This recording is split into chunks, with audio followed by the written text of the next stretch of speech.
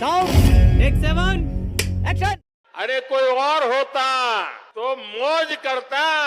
मोदी मौज करने के लिए पैदा नहीं हुआ है, मोदी मेहनत करने के लिए पैदा हुआ है। ये सब क्या देखना पड़ रहा है? तो भैया देखा, अब की बार मोदी जी तनाव मुक्त होने के लिए बैंकॉक थाईलैंड के दौरे पर निकल गए। लल्लन भैया, यही नज़ारा देखकर तो मुझे कल से नॉन स्टॉप हंसी आ रही है, क्योंकि यहाँ महंगाई भुखमरी की वजह से लोग बेच रहे हैं 200 रुपए में अपना बच्चा, और ये हर महीने विदेशों में जाकर कर रहे हैं करोड़ों का खर्चा।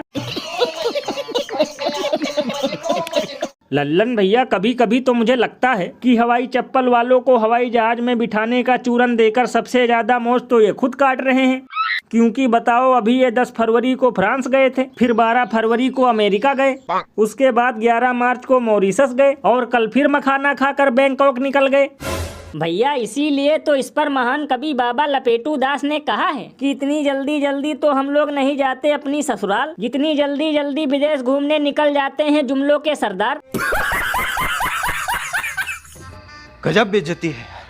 बताओ, गजब विडम्बना है। दिल्ली की लाडली बहनें इस इंतजार में बैठी हैं कि कब हमें 2500 रुपया मिलेगा, और अंधभक्त बेचारे इस इंतजार में बैठे हैं कि कब दिल्ली से बांग्लादेशी मुल्लों को भगाया जाएगा। लेकिन इन सब मुद्दों पर ध्यान देने के बजाय ये आए दिन कैमरा लेकर विदेश निकल लेते हैं।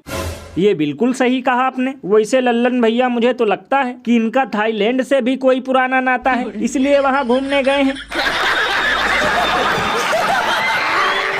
और अभी तो रुको, क्लाइमैक्स अभी बाकी है।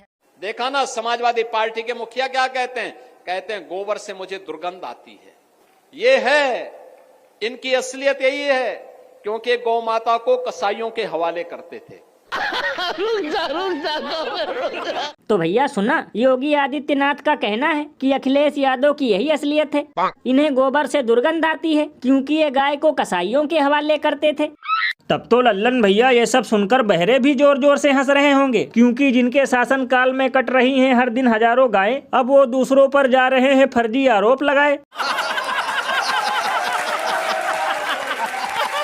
लल्लन भैया, कभी कभी तो मुझे लगता है कि कहीं उल्लू बनाने की इस अद्भुत कला के लिए बीजेपी वालों का नाम Guinness book of world record में न दर्ज हो जाए, क्योंकि ये लोग बीफ कंपनियों से चंदा खाते हैं, स्कूली बच्चों के बर्तन में घोटाला कर जाते हैं, और कभी कभी तो हफ्ता वसूलते हुए पकड़े जाते हैं, लेकिन फिर भी लोगों के बीच खुद को ऐसा दिखाने की कोशिश करते हैं मानो जैसे अमूल दूध के धुले हों।